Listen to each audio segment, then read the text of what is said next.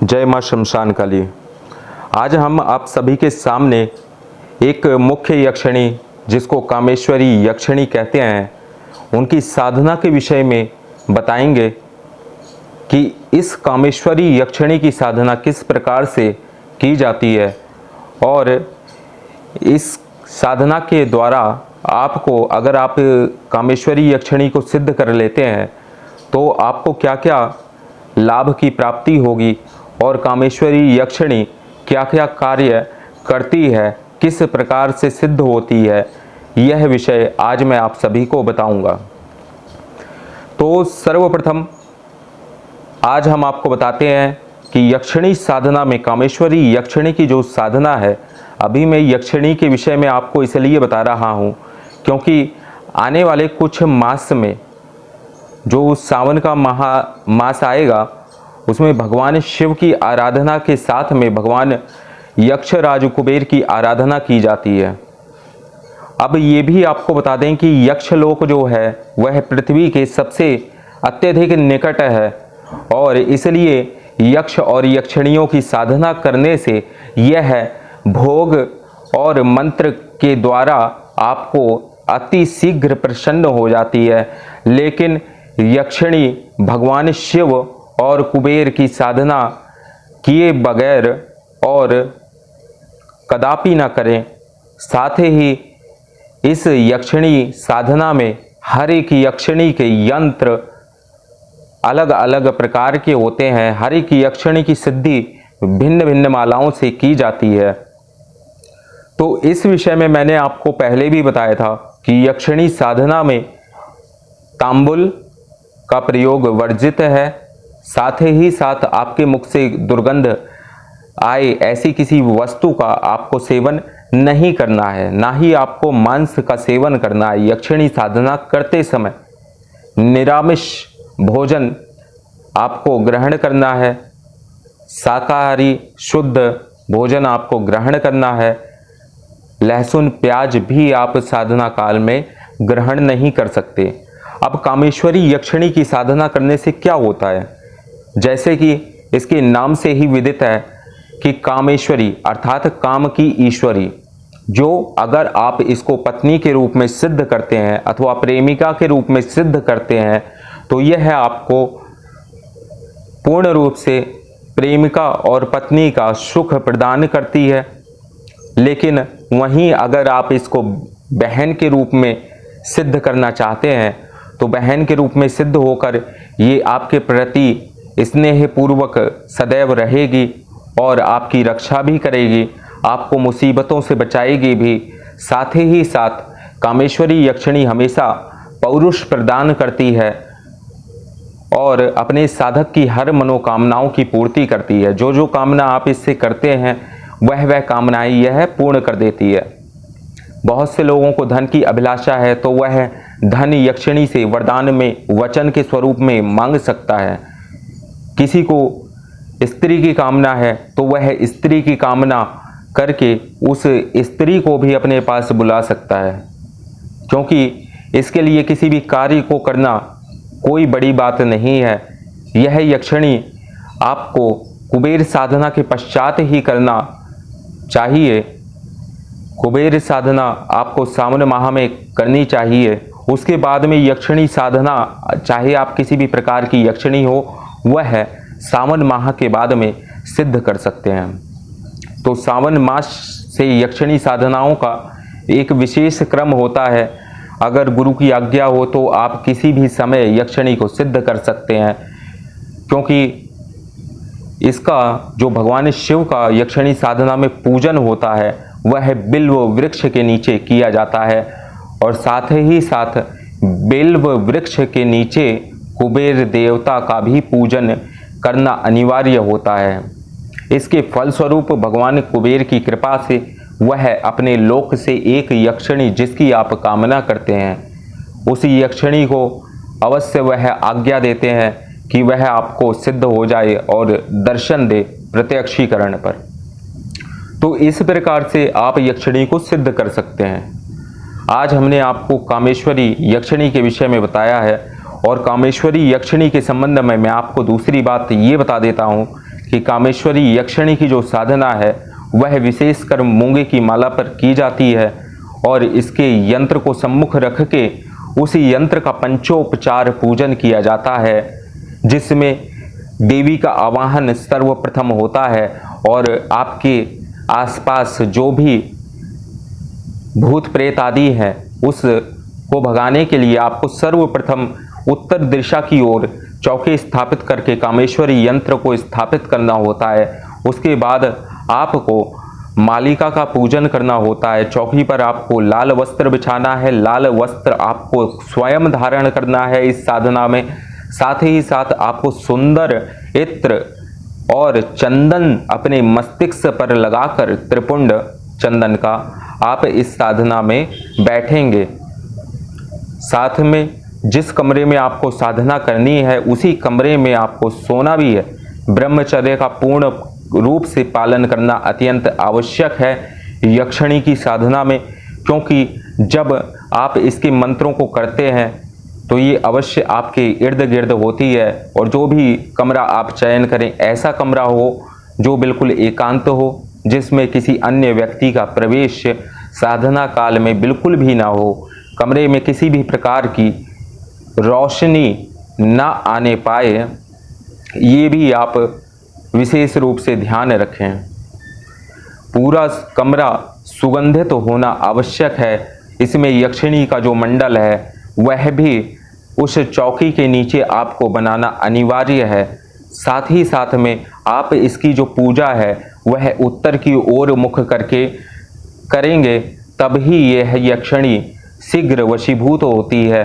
क्योंकि उत्तर क्या है, कुबेर की दिशा है। किसी भी यक्षिणी की साधना में मुख जो होता है वह उत्तर दिशा की ओर ही करना आवश्यक होगा।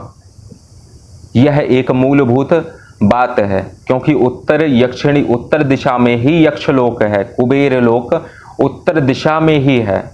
और घर के अगर विशेष कुछ आपको शीघ्र कुछ प्राप्त करना है तो घर के बिल्कुल ठीक उत्तर में आपको जो कमरा होगा उसी कमरे में आपको बैठकर यक्षिणी साधना करना है। क्योंकि उत्तर दिशा की जो योगिनियाँ होती हैं वह यक्षिणी साधना में साधक को सहयोग करती हैं और उसके मंत्र शीघ्र सिद्ध हो जाते हैं, जिसके फलस्वरूप यक्षिणी तत्क्षण ही प्रकट होती है निश्चित जप के बाद में। और आपको जप करने के पश्चात उसी कमरे में शयन करना है। अधिक वार्तालाप साधना काल में नहीं करना है, व्यर्थ की बातों से दूर रहना है और अश्लील चित्रों से भी आपको दूर रहना है। किसी भी प्रकार से आपको टेलीविज़न ये सब चीज़ें देखने की आवश्यकता नहीं है। मोबाइल फ़ोन आपको नहीं चलाना है। साधनाएं लोग कहते हैं कि क्यों असफल हो जाती है। असफलता का मूल कारण है कि आप नियम को पूर्ण रूप से पालन नहीं करते। नियम पालन नहीं करेंगे तो साधना में विलंब होगा और आपकी साधना फलीभूत नहीं हो पाएगी। दूसरी बात कि साधना उस व्यक्ति को भी सिद्ध नहीं होती जो लोभ और लालच में आसक्त होकर उस साधना को करते हैं। तो साधना में सिद्धि किसको प्राप्त होती है? निष्काम भाव से, भक्ति भाव से और गुरु के प्रति पूर्ण रूप से समर्पण और उनकी आज्ञा का पालन करने वाले शिष्य को ही उस साधना की सिद्धि होती है। गुरु के वचन कभी मिथ्या नहीं होते और गुरु के ऊपर अगर किसी व्यक्ति को संदेह होता है तो उस व्यक्ति को भी साधना सिद्ध नहीं होती है। अब इसमें सर्वप्रथम जब आप यक्षिणी साधना में घृत का दीपक ही आपको जलाना है। कुछ यक्षिणियों की साधना में भिन्न भिन्न प्रकार के दीपकों का भी प्रयोग किया जाता है और दीपक के भी विभिन्न प्रकार होते हैं।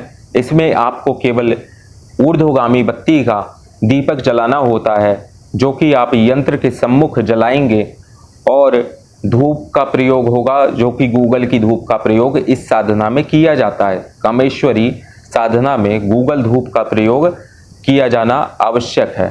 साथ ही साथ में आप यक्षिणी को जो अर्घ्य देंगे वह चंदन मिश्रित केसर युक्त अर्घ्य जल में मिलाकर अर्धरात्रि में आपको प्रतिदिन एक थाली में अर्घ्य उसको मंत्र पूर्ण होने के पश्चात देना आवश्यक होगा।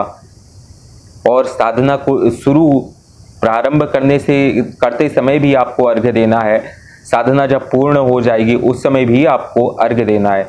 अब कामेश्वरी यक्षिणी जब आती है तो उस बंद कमरे में ही आपको पायल की ध्वनि का सुनाई देना, स्त्री के चलने का आभास होना, और जैसे कोई वस्त्र आपके ऊपर गिरा के गया है, निकल गया, ऐसा आभास होना, ये सब क्रियाएं स्वभावतः अवश्य होती है। लेकिन किसी भी प्रकार से ना तो आपको बोलना है जब तक यक्षिणी सम्मुख ना आ जाए, और ना ही आपको डरना है, और डरते हुए जप भी नहीं करना है। यह इस साधना की मुख्य जानकारी है। और जिस किसी व्यक्ति को भी यह साधना चाहिए वह हमसे व्हाट्सएप पर पहले संपर्क करे, उसके बाद ही कॉल करे, तभी उसको साधना की पूर्ण जानकारी दी जाएगी।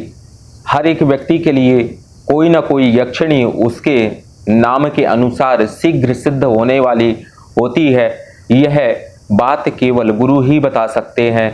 यक्षिणी को आप मार्गदर्शक के रूप में भी सिद्ध कर सकते हैं, उसको आप माता के रूप में भी सिद्ध कर सकते हैं। यक्षिणी कोई ऐसी शक्ति नहीं है कि वह राक्षस है, यह राक्षसों से भिन्न शक्ति है। जिस प्रकार कुबेर और रावण एक ही पिता की संतानें हैं, जबकि रावण तो राक्षस श्रेणी में आता है, लेकिन कुबेर यक्ष हैं, यक्षराज कहलाते हैं। तो ऋषि विश्रवा की दो संतानें हैं, कुबेर भी था और रावण भी था। तो एक राक्षस है, एक क्या है, यक्ष है। तो यक्ष और यक्षिणियां राक्षसों से पृथक हैं, और ये आपके इर्द गिर्द ही विभिन्न स्थानों पर यक्ष और यक्षिणियों का वास होता है। एकांत जंगलों में यक्षिणियों का वास होता है, यक्षों का वास होता है, तालाबों में यक्षों का वास होता है, पर्वतों पर यक्ष का वास होता है। ऐसे शिव मंदिरों जो कि एक लिंग हो, एक लिंग के समीप जिसके 12-12 कोस तक कोई शिवलिंग ना हो, वह एक लिंग शिवलिंग कहलाता है। ऐसे स्थानों पर भी यक्ष का वास होता है, और ये साधनाएं ऐसे स्थानों पर शीघ्र सिद्ध होती है। जैसे कि जिस साधना में 40 दिन का समय लगना है, वह साधना 11 दिनों में भी संपन्न हो जाती है। तो इसलिए स्थान और काल ज्ञान चक्र का, योगिनी चक्र का रहस्य ज्ञात होना इन साधनाओं के लिए अत्यंत अनिवार्य है। आज के लिए बस इतना ही। इसमें हम आपको और भी क्रम बताएंगे कि किस प्रकार यक्षिणी का आवाहन किया जाता है। आवाहयामि देवी त्वम सर्वशक्ति प्रदायिनी सर्व मंगलकारिणी त्वम सर्व ज्ञान प्रदायिनी। इस प्रकार से अन्य भी आवाहन की विधियां हैं। वह जो पूर्ण रूप से साधना यक्षिणी की करना चाहता है, वह साधक हमारे माध्यम से इन सभी यक्षिणियों के यंत्र माला जो कि पूर्ण रूप से प्राण प्रतिष्ठित होगी, और यक्षिणी को वशीभूत करने में इन्हीं दो चीज़ों की नितांत आवश्यकता होती है, आप हमारे माध्यम से प्राप्त कर सकते हैं, और आप भी यक्षिणी साधना में पूर्ण रूप से सफलता प्राप्त कर सकते हैं। तो जिसको भी यक्षिणी साधना सीखना है क्रमशः सीखे। ऐसा नहीं कि यक्षिणी किसी ने बोला कि चंद्र ग्रहण पर कर लो और यक्षिणी आपके वशीभूत हो जाएगी, ऐसा कुछ नहीं होता है। चंद्र ग्रहण पर जब तक उसकी पूर्ण प्रक्रिया आपने अपने जीवन काल में नहीं की होगी, तो मैं गारंटी के साथ कहता हूं कि आपको यक्षिणी कभी भी सिद्ध नहीं हो सकती। तो जो भी साधक वास्तव में यक्षिणी को सिद्ध करना चाहते हैं, वह पूर्ण रूप से स्टेप के आधार पर ही साधना करें। जो यक्षिणी साधना की मूल से प्रारंभ करके अंत तक उसकी सिद्धि प्राप्त होकर दर्शन प्राप्त होने तक आप साधना के क्रम में गुरु के संपर्क में रहना अत्यंत आवश्यक है, अन्यथा सिद्धि कदापि प्राप्त नहीं होती है। आज के लिए बस इतना ही। कल मैं कुछ और यक्षिणियों की साधना के विषय में आपको बताऊंगा। जय मां शमशान काली।